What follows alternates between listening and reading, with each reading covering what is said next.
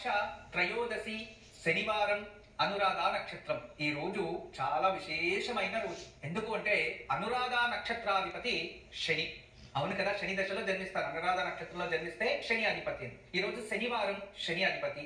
పైగా శని త్రయోదశి ఈ రోజు ఇటువంటి నక్షత్రాల్లో త్రయోదశి రావడం, శనివారం రావడం ఎప్పుడో ఎన్నో సంవత్సరాలకు ఒక్కసారినే ఈ మూడు ఇలా కలుస్తాయి. ఇటువంటి రోజు, దివ్యమైన రోజు మన జీవితంలో కష్టాలని దూరం చేసుకోవడానికి, శని నుంచి విముక్తి పొందడానికి చాలా అవకాశాలు ఉంటాయి. ఇటువంటి రోజుల్ని మనము సుసూత్రంగా ఉపయోగం చేసుకుంటే మన జీవితంలో అపమృత్యులు, అపకంటకాలు రావు. శని దోషాల నుంచి పరిష్కారాలు చేసుకోవచ్చు. అటువంటి దివ్యమైన రోజు.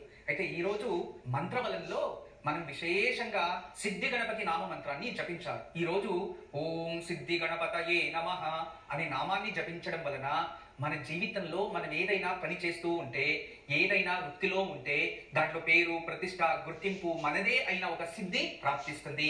వాక్ సిద్ధి కోసమైనా, మంత్ర సిద్ధి కోసమైనా, పూజా ప్రతిఫలం ప్రాప్తించాలన్నా, లేదా మనం చదువుతున్న దాంట్లో విద్యా పారంగత అవ్వాలన్నా ఏదైనా సిద్ధిస్తేనే అందులో పూర్ణ ప్రగతిని మనం పొందగలం. అలా ఈ రోజు అటువంటి గణపతి నామ మంత్రాన్ని జపించి మన జీవితంలో అభివృద్ధి చెందుదాం. ఎప్పుడైనా శనివారం రోజు ఇంటికి ఆవకాయ, అంటే శనివారం రోజు వేరే వాళ్ళ ఇళ్లలో నుంచి మన ఇంట్లోకి ఆవకాయ తీసుకురాకూడదు అంటారు పూర్వీకులు. దీనికి ఏ కారణాలు కానీ ఖచ్చితంగా అది తీసుకొని రాకుండా ఉండడమే మంచిది. అయితే అదే విధానంగా శనివారం రోజు ఇంటికి నువ్వుల నూనె అసలే కొనకూడదు. గుర్తుంచుకోండి, నువ్వుల నూనెని శనివారం కొనుగోలు చెయ్యరాదు. తదుపరి నువ్వులు కూడా కొని ఇంటికి తేయకూడదు. అంటే దేవాలయం దగ్గర నువ్వుల నూనె కొనుక్కోండి, అక్కడ కావాలంటే దీపాలు పెట్టండి. శనివారం రోజు నువ్వుల వత్తులు కొనుక్కోండి, వాటిని అక్కడే వెలిగించేసి రండి, తప్పలేదు. కానీ ఇంటి బయట నుంచి నువ్వులు మోసుకొని రావడం కానీ, నువ్వుల నూనె తాగడం కానీ చేయకూడదు. చాలా మందికి నేను ఏం చెప్తున్నా అంటే, ఆదివారం వాటిలో ఏదో ఫంక్షన్ ఉంటుంది, ఆ రోజు హోమ యజ్ఞ యాగాదులు చేయాలి కాబట్టి శనివారం వీళ్ళందరూ వెళ్ళి పసుపు, కుంకుమ ఇవన్నీ కొంటారు కదా, దాంతో పాటు నువ్వులు నూనె, నువ్వులు, తర్వాత నల్లటి గుడ్డ, బట్ట ఇవి కూడా కొనుక్కొని వస్తారు. దయచేసి అలా చేయకూడదు. మీకు కావాలంటే శుక్రవారం కొనుక్కోండి, లేదా ఆదివారం ఉదయాన్నన్నా కొనుక్కోండి. కానీ శనివారం ఏ కారణానికి నువ్వులు, నల్ల బట్టలు ఇటువంటివి కొనుక్కొని ఇంటికి రాకూడదు. దానివల్ల భవిష్యత్తులో మీకు ప్రమాదాలు ఖచ్చితంగా వస్తాయి. ఎందుకు వస్తాయి అంటే అది శని కారకుడు, శని అధిపతి. అందువలన దానివల్ల మీకు అశుభమే జరుగుతుంది కానీ మంచిది జరగదు. తర్వాత ఏ కుటుంబంలో, ఏ ఇంట్లో అయితే స్టీల్ ప్రమిదల్లో దీపాలు వెలిగిస్తూ ఉంటారో వాళ్ళు ఆ గ్రామం నుంచి వదిలి వెళ్ళిపోతారంట త్వరగా. చూడండి, ఇది నా రీసెర్చ్ ప్రకారం కూడా నేను తెలుసుకున్నాను. తర్వాత ఈ విషయాలు ఇంట్లో నుంచి పారిపోయారు, ఇల్లు వదిలి వెళ్ళిపోయారు అంటారు కదా, వాళ్ళ ఇళ్లలో మీరు ఎటువంటి ప్రమిదల్లో దీపాలు వెలిగిస్తున్నారు అని ఇవన్నీ కూడా రీసెర్చ్ అప్పుడప్పుడు నేను చేస్తూ ఉంటాను. అదే కదా మన అనుభవం. జీవితంలో ఏదైనా ఒక సమస్య చెప్తున్నారంటే దాని వెనుక మన అనుభవం తోడవుతే ఆ సమస్యకు పరిష్కారం ఇవ్వచ్చు. అలా ఎన్నో మంది జీవితాల్లో నేను ఇది రీసెర్చ్ చేసి తెలియజేస్తున్నాను. ఏ ఇంట్లో అయితే స్టీల్ తో తయారు చేసిన ప్రమిదలు కానీ, స్టీల్ తో తయారు చేసిన దీపస్తంభాలు కానీ ఉంటాయి అనుకోండి, వాటితో దీపాలు వెలిగిస్తున్నారు అంటే ఆ ఇంట్లో పిల్లలు అపమృత్యు చెందడం, లేదా పిల్లలు ఇల్లు వదిలి పారిపోవడం, లేదా ఆ ఇంటి యజమాని వాళ్ళు ఈ గ్రామంలో కొన్ని రోజులు, తర్వాత ఇంకో గ్రామంలో కొన్ని రోజులు, ఇంకో గ్రామంలో కొన్ని రోజులు, ఇలా ఊరంతా తిరిగి తిరిగి, ప్రపంచమంతా తిరిగి తిరిగి ఎక్కడ అభివృద్ధి లేకుండా అయిపోతారు. దానివల్ల ఏ కారణానికి ఇంట్లో స్టీల్ ప్రమిదల్లో, స్టీల్ దీపస్తంభాల్లో దీపాలు వెలిగించకండి. మీరు మట్టి ప్రమిదలో అయినా దీపాలు పెట్టండి, దీనంత శ్రేష్టం ఇంకోట్లేదు. లేదు అంటే రాగి ప్రమిదలు, లేదు ఇత్తడి ప్రమిదలు ఏదైనా పెట్టండి. కానీ స్టీల్ ప్రమిదల్లో ఏ కారణానికి దీపాలు వెలిగించకూడదు. స్టీల్ ప్రమిదల్లో దీపాలు వెలిగిస్తే మాత్రం ఆ ఇంట్లో పిల్లలు కావచ్చు, పెద్దోళ్ళు కావచ్చు, ఇంట్లో ఒకరిపైన ఒకరికి నిర్లక్ష్యం ఉంటుంది. తర్వాత ఆ దీపాల వల్ల వచ్చే నెగిటివిటీ వల్ల ఆ ఊర్లో అందరికీ శత్రువులు అయిపోతాము. అంటే మన కుటుంబం పైన ఊరులోనే శత్రువులు అయిపోతూ ఉంటారు. దాని నుంచి మనం ఏమీ తప్పు చేయకపోయినా వేరే వాళ్ళు ఏదో అపవాదాలు, వేరే వాళ్ళు నిందలు వేసి మనల్ని ఒక తప్పు స్థానంలో నిలబెట్టేసి దాన్ని ఉద్దేశించి మాట్లాడి ఊరి నుంచి బహిష్కరణ జరగడం, లేదంటే ఇంట్లో నుంచి బహిష్కరణ అయిపోవడం, లేదా పిల్లలు ఇల్లు వదిలి వెళ్ళిపోవడం, పారిపోవడం, ఇటువంటివి జరుగుతాయి. ఇది పెద్ద ప్రమాదానికి దారి తీస్తుంది. దయచేసి అర్థం చేసుకోండి. ఇంట్లో ఏ కారణానికి స్టీల్ ప్రమిదల్లో దీపాలు వెలిగించకండి. మట్టి ప్రమిదలో అయినా వెలిగించండి, లేదా పిండి దీపాలైనా వెలిగించండి. వేరే ఏ లోహం వాడినా పర్వాలేదు, కానీ స్టీల్ అంటే వినుపతో తయారు చేసిన వాటిలో దీపాలు వెలిగించి దేవుడి గదిలో పెట్టకూడదు. తదుపరి పంచపాత్ర ఉద్ధరణ అంటాం చూడండి. పంచపాత్ర ఉద్ధరణ దేవుడికి తీర్థానికి ఉపయోగించేది. అవి స్టీల్ ఇంట్లో వాడకండి. దేవాలయాల్లో వాడితే వాడుకోండి, ఇంట్లో మాత్రం వాడకండి. దాన్ని రాగిదన్నా తెచ్చిపెట్టుకోండి, వెండిదన్నా తెచ్చిపెట్టుకోండి, ఇత్తడిదైనా తెచ్చిపెట్టుకోండి, తప్పలేదు. స్టీల్ అయినంత వరకు పూజ గదిలో స్టీల్ పదార్థాలు ఉపయోగించేవి తగ్గించండి. తదుపరి మంగళ ఆరతి చేస్తాం చూడండి, ఆరతి కర్పూరం వెలిగించేది. ఇది అత్యంత ప్రమాదమైనది. స్టీల్ ఉంటే దయచేసి స్టీల్ దాంట్లో కర్పూరం వెలిగించి ఆరతి ఇవ్వకూడదు. అది ఇత్తడిదై ఉండాలి, పంచలోహాలదై ఉండాలి, రాగదై ఉండాలి. లేదు అంటే ఇక వేరే ఏ లోహమైనా పర్వాలేదు, ఇత్తడి, కంచు ఏదైనా పర్వాలేదు, కాదు తారాబలం. తారాబలం తెలుసుకోవడానికి ముందు మీకందరికీ కూడా రేపు ఓంకార కార్యక్రమంలో కుజదోషం గురించి తెలియజేస్తాను, జాగ్రత్తగా వినండి. ఎందుకంటే కుజదోషం వల్ల చాలా మంది ప్రాబ్లమ్స్ వస్తూ ఉన్నాయి. ఈజీగా కుజదోషం లేని వారు కూడా కుజదోషం ఉంది అని, కుజదోషం ఉన్నవారు లేదు అని చాలా కన్ఫ్యూజన్ అయిపోతున్నారు. కుజదోషం వల్ల సంతానం పైన ఎటువంటి ప్రభావం చూపిస్తుంది, కుజదోషం వల్ల వైధవ్యం వస్తుందా, కుజదోషం వల్ల భార్య దూరం అవుతుందా, భర్త దూరం అవుతారా, కుజదోషము ఎవరికి ఉంటుంది, ఉంటే దానికి ఎటువంటి పరిష్కారాలు చేసుకోవాలి, వివాహానికి ముందు ఏ పరిష్కారాలు, తదుపరి ఏ పరిష్కారాలు చేసుకోవాలి, కుజదోషం వల్ల కళత్ర దోషం ఏర్పడుతుందా, రెండు వివాహాలు ఏర్పడతాయా, కుజదోషం ఉన్నవారు పెళ్లి చేసుకోవాలా చేసుకోకూడదా, పెళ్లి చేసుకుంటే ఏమవుతుంది, కుజదోషం లేని వారిని పెళ్లి చేసుకుంటే ఏమవుతుంది, కొందరికి కుజదోషం ఉండి దానికి పరిష్కారం చేసుకున్న తర్వాత కుజదోషం ఉన్న వారినే పెళ్లి చేసుకోవాలని ఇటువంటి ఎన్నో అనుమానాలు ఉన్నాయి. కుజదోషం వల్ల భార్యాభర్తల్లో గొడవలు ఎందుకు వస్తాయి, ఇవి కూడా వీటన్నిటికీ కూడా పరిష్కార సమేతంగా మీ జన్మజాతంలో కుజుడు ఎక్కడెక్కడ ఉంటే దోషము, ఎలా ఉంటే దోషం అనే ఒక విషయాన్ని రేపు ఉదయాన్నే వచ్చి ఓంకార కార్యక్రమంలో మీకు తెలియజేస్తాను. రేపు తప్పకుండా ఓంకార కార్యక్రమం చూడండి, కుజదోషం గురించి నేను వివరణ ఇస్తాను. ఇక ఈ రోజు తారాబలం, ఈ రోజు నిత్య నక్షత్రం అనురాధ కదా. ఇక ఈ రోజు నక్షత్రం అనురాధ అయితే ఎవరికి తారాబలం శుభం అశుభం ఇవి తెలుసుకుందాం. ముందుగా అశ్విని మక మూల వీరికి ఈ రోజు మిత్రతార శుభమైన ప్రతిఫలం. ఈ రోజు మీరు ఏ పని చేసినా అందులో సక్సెస్ కనబడుతుంది, చాలా శుభ ప్రతిఫలాలు అనుభవిస్తారు, ప్రయత్నించండి.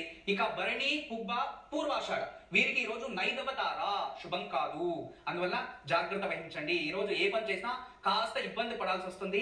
మంచి పనులు చేయండి తప్పలేదు, కానీ మంచి నిర్ణయాలు తీసుకోవడానికి ముందు కాస్త ఆలోచించి తీసుకుంటే మంచిదే. ఇక కృతిక ఉత్తరాషాఢ ఉన్న వారికి ఈ రోజు సాధక తార శుభ ప్రతిఫలమే. ఈ రోజు మీరు ఏ పని చేసినా సక్సెస్ కనబడుతుంది, అందులో అభివృద్ధి చెందుతారు. ఈ రోజు మీకు అత్యంత విశేషమైన దివ్య శక్తి అనేది మీకు నేచర్ నుంచి ప్రాప్తిస్తుంది కాబట్టి ప్రయత్నించండి, శుభ ప్రతిఫలాలు మీవవుతాయి. ఇక రోహిణి హస్త శ్రవణ నక్షత్రం వీరికి ఈ రోజు ప్రత్యక్ తార అంటే ప్రత్తరి తార ఉంటుంది, మీకు కాస్త అశుభ ప్రతిఫలాలు ఉంటాయి. ఈ రోజు ఎటువంటి నిర్ణయాలు తీసుకోకండి, ఎటువంటి గొప్ప పనులు చేయడానికి వెళ్ళినా దాని వల్ల నష్టపోతారు. ఎవరికైనా ఇన్వెస్ట్మెంట్ ఏం చేసినా దీనివల్ల మీకు ప్రమాదమే, జాగ్రత్త వహించండి. ఇక మృగశిర చిత్త ధనిష్ట నక్షత్రం వీరికి ఈ రోజు క్షేమతార అంటే శుభ ప్రతిఫలాలు ఉంటాయి. ఈ రోజు మంచి నిర్ణయాలు చేసుకోవచ్చు, ఏదైనా పెండింగ్ ఉన్న పనులకి ప్రయత్నించవచ్చు, ఎవరినైనా మాట్లాడాలి కలవాలి ఏదో మీటింగ్ చేయాలంటే అటువంటివి కూర్చొని చేసుకుంటే అవన్నీ కూడా మీ ఫేవర్ గా అవుతాయి. ఇక ఆరిద్ర స్వాతి శతభిష నక్షత్రం వీరికి ఈ రోజు విపత్తార ఉంటుంది, అంత శుభం కాదు. విపత్తార ఉన్న సమయంలో మీరు మంచి పనులు చేసినా అవి విరుద్ధంగా మారిపోతూ ఉంటాయి, అందువల్ల అయినంత వరకు జాగ్రత్త వహించండి. మరియు డ్రైవింగ్ చేసేటప్పుడు చాలా జాగ్రత్త వహించడం చాలా మంచిది. ఇక పునర్వసు విశాఖ పూర్వ భాద్రపద వీరికి సంపదతార అదృష్టమే, బాగానే ఉంది. ఈ రోజు సంపత్తార ఆర్థికంగా బలం ఉంటుంది, ఆర్థికంగా అభివృద్ధి చెందుతారు, శుభ ప్రతిఫలం వారికి లభిస్తుంది. ఇక పుష్య అనురాధ ఉత్తర భాద్రపద వీరికి జన్మతార కదా, కాస్త ఆరోగ్యము జాగ్రత్తగా చూసుకోండి. ఏదైనా ఆపరేషన్స్ అవి ఇవి ఉంటే కాస్త పోస్ట్ పోన్ చేసుకోవడానికి ప్రయత్నించడం మంచిది. ఇక ఏదో చేయడానికి వెళ్ళి ఏదో చేసుకుని 1:7 పనులు చేసుకోకండి అనేది నా అభిప్రాయం. తర్వాత ఆహారం సేవించేటప్పుడు ఇటువంటి సమయంలో ఉత్తమ ఆహారం సేవించడం మంచిది. ఇక ఆశ్లేష జ్యేష్ఠ రేవతి నక్షత్రం వారికి పరమమిత్ర తార ఈ రోజు చాలా శుభకరమైన రోజు అయి ఉంటుంది. మీరు ఏ పనులు చేసినా అందులో మీదైన ఒక గుర్తింపు ప్రత్యేకత లభిస్తూ ఉంటుంది, ఉద్యోగాల్లో కూడా గొప్ప పేరు ప్రాప్తిస్తుంది. ప్రయత్నించండి, ఈ రోజుని ఉపయోగం చేసుకోండి. ఇదే ఈ రోజు తారాబలం.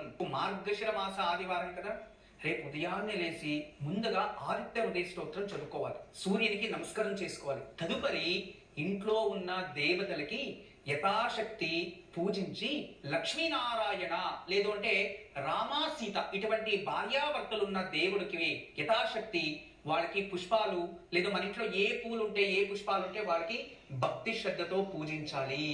అలా పూజించి ఒక 2 అరటిపండులు నైవేద్యం పెట్టండి, దాన్ని గోవుకి తినబెట్టడానికి ప్రయత్నించండి. లేదు అంటే ఆ ఇంట్లో ఉన్న వాళ్ళే ప్రసాదంగా స్వీకరించవచ్చు. ఇలా రేపు ఉదయం ఆదిత్య ఉదయం చదివిన తర్వాత నారాయణుడికి పూజించడం వల్ల పితృదోషాలు తగ్గుతాయి, ఇంట్లో ఆరోగ్యం బాగుంటుంది అందరికీ. మరియు పిత్రాజిత ఆస్తిలో ఏదైనా గొడవలు ఉంటే, మన ఆస్తి విచారంలో ఏదైనా గొడవలు ఉంటే ఆ మహావిష్ణుకి ప్రార్థించేటప్పుడు స్వామి నారాయణ మాకు ఇటువంటి సమస్య ఉంది, దీని నుంచి మమ్మల్ని ముక్తి చెయ్యి అని భక్తితో 2 పుష్పాలు సమర్పించుకోండి. కానీ రేపు ఉదయం సూర్యనారాయణ నమస్కారం చేసిన తర్వాతే మహావిష్ణుని పూజించాలి. అలా చేస్తే ఖచ్చితంగా ఆరోగ్యము ఉంటుంది, మీ పితృదోషాలు కాస్త తగ్గి పిత్రాజిత ఆస్తిలో సమస్య ఉన్నా కుటుంబంలో సమస్య ఉన్నా ఆ సమస్య భారం కాస్త తగ్గుతుంది. దివ్యమైన ఆయుక్షేమం. చాలా మంది ఇళ్లలో ఏదైనా పూజలు చెప్పినప్పుడు పుష్పాలు, పూలు, పత్రాలు అంటే బిల్వ దళాలు, తులసి దళాలు ఉపయోగిస్తూ ఉంటారు. తీసిన తర్వాత వాటిని ఏం చేస్తున్నారంటే నిర్మాల్యం విసర్జయామని తీసుకెళ్లి పడేస్తూ ఉన్నారు. దానికన్నా అది ఆయుర్వేదంగా ఎంతో ఉపయోగపడతాయి. బిల్వ దళాలు అంటే తులసి దళాలు అంతే. మీరు ఏం చేయొచ్చు అంటే ఆ తులసి దళాలని గ్రీన్ టీగా ఉపయోగం చేసుకోవచ్చు. గ్రీన్ టీగా తాగడం వల్ల వాళ్ళకి మొటిమలు తగ్గుతాయి, స్కిన్ అలర్జీ పోతుంది, గొంతులో కాఫు, శీతము, గొంతులో నొప్పి అవి కూడా తగ్గుతాయి. మరియు లివర్ అండ్ కిడ్నీలు డిటాక్స్ అవుతాయి, అంటే లివర్ కిడ్నీలు శుద్ధి అవుతాయి. అంత గొప్పగా పనిచేస్తాయి గ్రీన్ టీగా తాగడం వల్ల. లేదు అంటే మనం దాన్ని ఇలా చూర్ణం చేసుకోవచ్చు. దీన్ని కషాయం లాగాను సేవించవచ్చు. వేడి నీళ్ళలో కలిపి ఉదయాన్నే పొరగడుపున తాగొచ్చు. ఎంత గొప్పది అంటే అంత గొప్పగా పనిచేస్తుంది.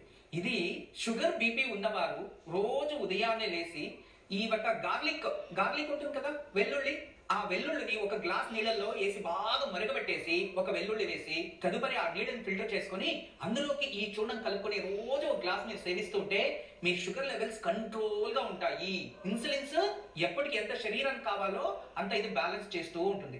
అంత గొప్పగా పనిచేస్తుంది. ఇది ఎన్నో ఔషధ గుణాలు, అంటే స్కిన్ పైన ప్రభావం చూపిస్తుంది, జీర్ణ శక్తిని పెంచుతుంది, లివర్ ని క్లీన్ చేస్తుంది.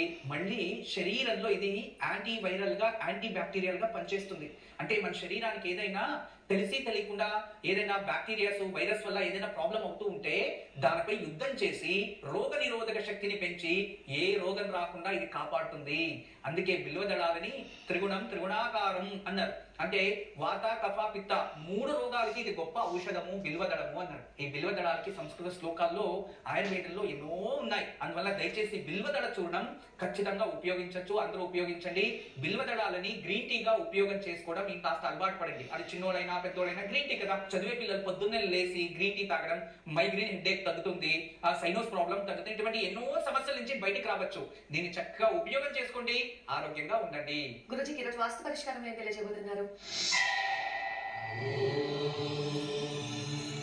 చాలా మందికి వాస్తు దోషాలు కొన్ని ఉంటాయి తెలుసు, కానీ వాస్తు దోషాలు ఎటువంటి వాస్తు దోషాలు అని ఇప్పుడు అడుగుతూ ఉంటారు.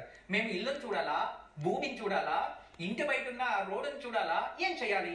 ఎంత చెప్పినా విన్నారు. కొందరు అయితే పరమ మూర్ఖంగా ఆలోచిస్తూ ఉంటారు. ఆమె కుటుంబం ఆ ఇంట్లో పెద్ద ఇల్లు కట్టేస్తారు, అందరూ జాయింట్ ఫ్యామిలీ. అది వీధి పోటు ఉంటుంది ఆ ఇంటికి. రోజు రోజుకి ఆ ఇంట్లో ఉన్న వాళ్ళంతా వేరే వేరే ఇల్లు కట్టుకుని ఇంట్లో ఉంటే అభివృద్ధి చెందము అని అందరూ వెళ్ళిపోతారు. కానీ పరమ మూర్ఖులు మాత్రం నేను ఇది ఇల్లు కట్టాను, చస్తేను ఇదే ఇంట్లో ఉండాలి అని కొడుకుల్ని కూతుర్ని గుడ్డేసుకుని అక్కడే ఉంటాడు. కానీ ఎవరు ఎంత బుద్ధి చెప్పినా వేరే జాగా ఉన్నా వెళ్ళడు. ఎందుకంటే పెద్ద ఇల్లు కట్టేశాం కదా, ఇక్కడే ఉండిపోదామని, ఆ ఇల్లు గౌరవం అని. కానీ ఆయనకి పిల్లలు భోజనం పెడుతున్నారు కాబట్టి, వయసైంది కాబట్టి అలా ప్రవర్తిస్తారు. కానీ ఆ పిల్లల జీవితం అయితే వాళ్ళు ఎంత కష్టపడినా అభివృద్ధి చెందరు. రాత్రి పగలు కష్టపడి వ్యవసాయం చేస్తారు, అభివృద్ధి చెందరు. ఎన్నో పనులు చేస్తారు, ఎన్నో వ్యాపారాలు చేస్తారు, నష్టాలు జరుగుతూ ఉంటాయి. దయచేసి అలా వీధి పోటు ఏదైనా ఉంటే అది వేల కోట్ల వ్యాధి ఉన్నా దయచేసి వదిలేసి పక్కకి వెళ్ళిపోవడం చాలా మంచిది. ఇది దివ్యమైన యోగక్షేమం. యోగక్షేమానికి తెలియచేయడానికి ముందు మీకు త్వరలోనే మనకి January 1 వస్తుంది, 2025 January 1. ఆ రోజు సూర్య సిద్ధాంతాన్ని తీసుకొని మరియు శని గురువుల ఆధారంగా ఆ ఒక January 1 నుంచి December 2 వరకు 12 నెలలు కూడా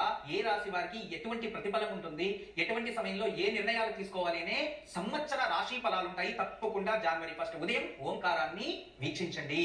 ఇక ఈ రోజు త్రయోదశి, శని ప్రదోషం. ఈ రోజు విశేషంగా ఎలాగో శని దేవాలయానికి వెళ్లి నువ్వుల నూనెతో అభిషేకం చేసుకొని చక్కగా వస్తారు, అవన్నీ చేయండి, ఆచరించండి. ఆంజనేయ స్వామి దేవాలయానికి వెళ్ళొచ్చు, అక్కడే కూర్చొని హనుమాన్ చాలీసా లేదు అంటే ఆంజనేయ స్వామి దండకం పారాయణం చేయొచ్చు, ఇది మంచిదే. కానీ ఈ రోజు మరింత ప్రత్యేకం ఏంటంటే పార్వతీ పరమేశ్వరుని ఇద్దరు ఏకకాలంలో పూజించాలి. ఇది భార్యాభర్తల సఖ్యత కోసం, కుటుంబంలో సఖ్యత కోసం. భార్యాభర్త దూరంగా ఉంటే మళ్ళీ వాళ్ళు కలిసి ఒక చోటు పని చేసుకోవడం, కలిసి ఒక చోటు ఉండడానికి కోసం అద్భుతమైన పరిష్కారం ఉంది. ఈ రోజు సాయంత్రము పార్వతీ పరమేశ్వరుని పక్కన పెట్టి వాళ్ళకి అర్చించే సమయంలో ఒక 21 పుష్పము లేదా ఒక 108 పుష్పాలు పెట్టుకొని ఒక పుష్పము సమర్పించేటప్పుడు ఓం పార్వతీశ్వరాయ నమః, గుర్తుంచుకోండి, పార్వతీశ్వరాయ నమః అని 108 సార్లు ధ్యానం చేయాలి. అలా చేసుకొని ఒక పుష్పమే సమర్పించుకోండి. ఆ పుష్పాలు 108 కానీ లేదా 21 కానీ 48 కానీ పక్కన పెట్టుకొని పార్వతీశ్వరాయ నమః, ఓం పార్వతీశ్వరాయ నమః, ఓం పార్వతీశ్వరాయ నమః అని ఒకటే సమర్పించి పార్వతీ పరమేశ్వరుని పక్కన పెట్టి వాళ్ళకి అర్చించే సమయంలో ఒక 21 పుష్పము లేదా ఒక 108 పుష్పాలు పెట్టుకొని ఒక పుష్పము సమర్పించేటప్పుడు ఓం పార్వతీశ్వరాయ నమః, గుర్తుంచుకోండి, పార్వతీశ్వరాయ నమః అని 108 సార్లు ధ్యానం చేయాలి. అలా చేసుకొని ఒక పుష్పమే సమర్పించుకోండి. ఆ పుష్పాలు 108 కానీ లేదా 21 కానీ 48 కానీ పక్కన పెట్టుకొని పార్వతీశ్వరాయ నమః, ఓం పార్వతీశ్వరాయ నమః, ఓం పార్వతీశ్వరాయ నమః అని ఒకటే సమర్పించుకోవాలి. అలా సమర్పించుకుంటే ఖచ్చితంగా భార్యాభర్తల సఖ్యత, లేదో దూరంగా ఉన్న వాళ్ళు భార్యాభర్తలు దగ్గర అవ్వడం, లేదంటే ఏదైనా ట్రాన్స్ఫర్ గా కోరుకొని ఒక చోటు ఉండడానికి ఇది చాలా అద్భుతంగా పనిచేస్తుంది. మరియు ఈ రోజు సాయంత్రం ద్రాక్షీ రసంతో శివలింగానికి అభిషేకం చేస్తే వాళ్ళకి ప్రశాంతత, పీస్ఫుల్ అనేది వస్తుంది, మెంటల్ టెన్షన్స్ తగ్గుతాయి.